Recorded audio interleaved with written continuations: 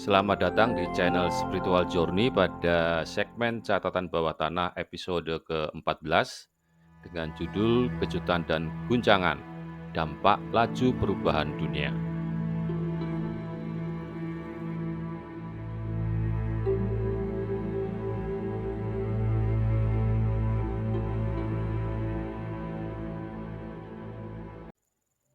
Future Shock adalah buku yang ditulis oleh Alvin Toffler, seorang sosiolog dan futuris terkenal dari Amerika Serikat. Pertama kali diterbitkan pada tahun 1970 pada masa pergolakan sosial dan budaya yang signifikan di mana dunia sedang mengalami kemajuan teknologi yang pesat dan perubahan yang belum pernah terjadi sebelumnya. Buku Toffler tersebut memperingatkan tentang bahaya kejutan di masa depan, sebuah istilah yang ia ciptakan untuk menggambarkan tekanan psikologis yang disebabkan oleh pesatnya perubahan dalam masyarakat modern. Bagi masyarakat kita saat ini, buku ini nampaknya masih cukup relevan. Hingga lebih dari 5 dekade setelah penerbitan awalnya. Pesatnya inovasi teknologi dan perubahan masyarakat semakin cepat dan banyak prediksi Toffler tentang dampak teknologi terhadap kehidupan kita menjadi kenyataan. Ia meramalkan kebangkitan internet dan dampaknya terhadap komunikasi, pertumbuhan sektor jasa, dan penurunan manufaktur, serta meningkatnya prevalensi informasi yang berlebihan. Melalui bukunya tersebut, Alvin Toffler berpendapat bahwa masyarakat sedang mengalami perubahan struktural yang sangat besar, yaitu revolusi dari masyarakat industri menjadi masyarakat superindustri. Ia berargumentasi bahwa laju perubahan teknologi dan sosial yang semakin cepat membebani kemampuan masyarakat untuk beradaptasi dan mengatasinya, sehingga membuat masyarakat tidak terhubung dan menderita stres, kecemasan, disorientasi, dan kebingungan. Buku tersebut memberikan data yang menunjukkan bagaimana produksi barang dan jasa secara keseluruhan meningkat 2 kali lipat di negara-negara maju. Masyarakat mengalami semakin banyak perubahan dan kecepatan yang semakin meningkat, sementara masyarakat kehilangan pemahaman terhadap institusi-institusi lama seperti agama, keluarga, identitas nasional, profesi yang pernah ada. Apa yang disebut dengan brain drain atau emigrasi ilmuwan Eropa ke Amerika Serikat merupakan salah satu indikator perubahan yang terjadi di masyarakat Barat. Menurut Toffler, percepatan laju perubahan dalam masyarakat Barat selama 300 tahun terakhir menyebabkan munculnya tatanan sosial yang aneh dan berkembang pesat. Hal ini telah menimbulkan penyakit psikologis baru yang disebut kejutan masa depan dan mengarah pada berkembangnya fenomena sosial yang aneh. Di dalam bukunya tersebut, Toffler juga mengutip beberapa orang seperti Herbert Reed dan Kenneth Boulding yang berpendapat bahwa kita sedang menjalani revolusi yang sebanding dengan transisi dari zaman batu lama ke zaman batu baru. Boulding dikenal karena mengembangkan konsep tentang pesawat ruang angkasa bumi.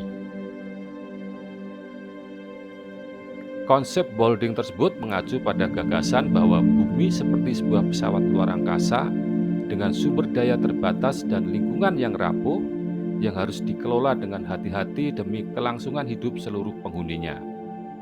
Konsep ini menekankan perlunya kerjasama global untuk mengatasi isu-isu seperti perubahan iklim dan penipisan sumber daya.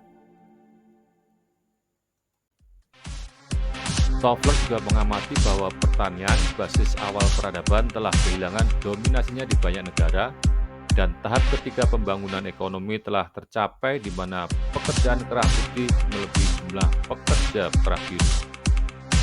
Laju perubahan telah meningkat pesat selama 5.000 tahun terakhir dan menjadi sangat nyata selama 300 tahun terakhir.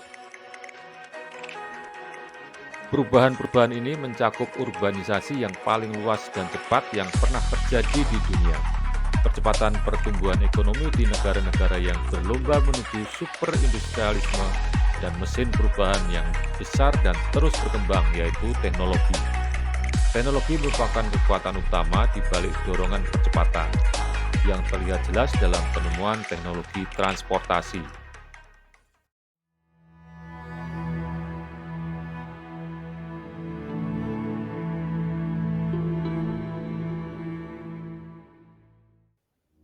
Dalam buku ini, Toffler juga menyoroti tentang bagaimana cara pengiklan di televisi mencoba mengkomunikasikan citra maksimum dalam waktu minimum dan menggunakan teknik simbolik untuk mempercepat aliran gambar. Ia berpendapat bahwa teknologi ini secara mendasar telah mengubah cara kita berinteraksi satu sama lain dan dengan dunia. Ia sangat prihatin dengan dampak televisi terhadap kemampuan kita berpikir dan kemampuan kita berpikir kritis. Ia berpendapat bahwa televisi dan juga media sosial saat ini adalah media yang lebih menekankan hiburan dibandingkan informasi dan mendorong pemahaman dunia yang terfragmentasi dan dangkal. Memang teknologi televisi membantu meruntuhkan hambatan budaya dan menciptakan dunia yang lebih saling terhubung.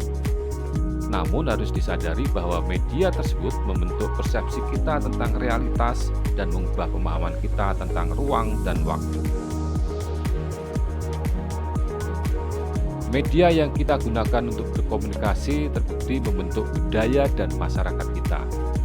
Televisi dan media sosial mempunyai dampak yang signifikan terhadap cara kita berinteraksi satu sama lain, privasi kita, dan penyebaran informasi. Media-media tersebut adalah bagian dari sistem yang lebih besar yang mencakup teknologi, institusi, dan praktek budaya lain, dan perubahan dalam satu media dapat menimbulkan efek riak di seluruh sistem. Sejatinya, Toffler tidak terlalu memikirkan masa depan, namun ia lebih memikirkan respon manusia terhadap masa depan. Ia khawatir bahwa laju perubahan teknologi dan sosial yang semakin cepat akan menyebabkan orang-orang terputus hubungan dan menderita lebih parah. Pesan utama Toffler adalah bahwa individu dan masyarakat perlu beradaptasi terhadap laju perubahan yang semakin cepat ini untuk menghindari guncangan di masa depan dan berkembang di dunia yang berubah dengan cepat. Toffler kemudian membahas kemungkinan fusi manusia mesin tingkat lanjut yang dikenal sebagai cyborg yang semakin mendekati kenyataan berkat kerja keras para insinyur, matematikawan, dan ahli biologi, ahli bedah, ahli kimia, dan ahli saraf, dan spesialis komunikasi. Pada masa itu, buku ini telah mengeksplorasi gagasan tentang otak tanpa tubuh yang digabungkan dengan sensor, reseptor, dan efektor buatan yang akan menciptakan manusia yang terbuat dari kabel dan plastik.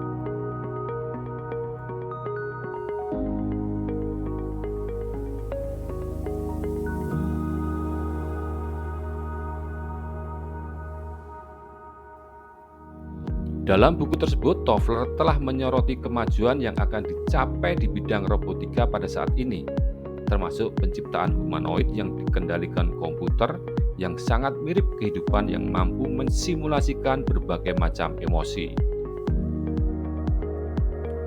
Seiring dengan terus berkembangnya AI atau Artificial Intelligence, kita telah memiliki robot yang mampu menciptakan kemungkinan-kemungkinan baru untuk mengembangkan robot cerdas yang dapat belajar dan beradaptasi dengan lingkungannya.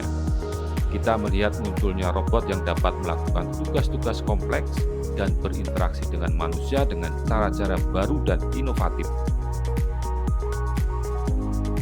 Saat ini, teknologi modern telah mencapai tahap transisi dari manusia ke cyborg. Contoh penting dari hal ini adalah antarmuka atau interface otak ke komputer yang memungkinkan manusia mengendalikan mesin dengan pikirannya atau sebaliknya. Smartphone atau telepon pintar saat ini telah memungkinkan keberadaan semacam cyborg itu. Sebagian besar pemikiran, penghitungan, prediksi, komunikasi, transaksi, dan ingatan kita kini terjadi melalui perangkat ini dan teknologi lainnya. Menghadapi kejutan di masa depan itu, buku ini diakhiri dengan diskusi tentang berbagai cara individu merespon guncangan di masa depan yang disebabkan oleh stres, pengambilan keputusan yang dikombinasikan dengan beban sensorik dan kognitif yang berlebihan. Salah satu respon yang umum adalah penolakan langsung, yaitu penolakan terhadap kenyataan yang tidak diinginkan. Respon lainnya adalah spesialisasi, di mana individu mengikuti perubahan namun hanya pada sektor kehidupan yang sempit. Sementara respon ketiga adalah pembalikan obsesif terhadap rutinitas adaptif yang sebelumnya berhasil namun kini menjadi tidak relevan dan tidak tepat. Respon keempat adalah super simplifier yang menjadi persamaan tunggal yang rapi untuk menjelaskan semua hal baru yang kompleks yang mengancam akan melanda dirinya. Semua respon ini meningkatkan kemungkinan terjadinya bencana pribadi ketika individu akhirnya terpaksa beradaptasi dengan krisis kehidupan yang masif. Dengan meningkatnya laju perubahan dan kelebihan informasi, individu mungkin kesulitan beradaptasi dengan realitas baru dan mengatasi tekanan pengambilan keputusan. Tingginya kecepatan perubahan dapat disebabkan oleh banyak faktor. Pertumbuhan populasi, urbanisasi, pergeseran proporsi penduduk muda dan tua, semuanya mempunyai peranan masing-masing. Namun, kemajuan teknologi jelas merupakan simpul penting dalam jaringan penyebab tersebut. Dan mungkin saja node itulah yang mengaktifkan seluruh jaringan. Oleh karena itu, salah satu strategi ampuh dalam upaya mencegah guncangan massal di masa depan adalah dengan mengatur kemajuan teknologi secara sadar. Orang yang buta huruf pada abad ke-21 bukanlah mereka yang tidak bisa membaca dan menulis, tetapi mereka yang tidak bisa belajar, melepaskan, dan belajar kembali. Tulis Toffler. Manusia berpikir, Tuhan tertawa.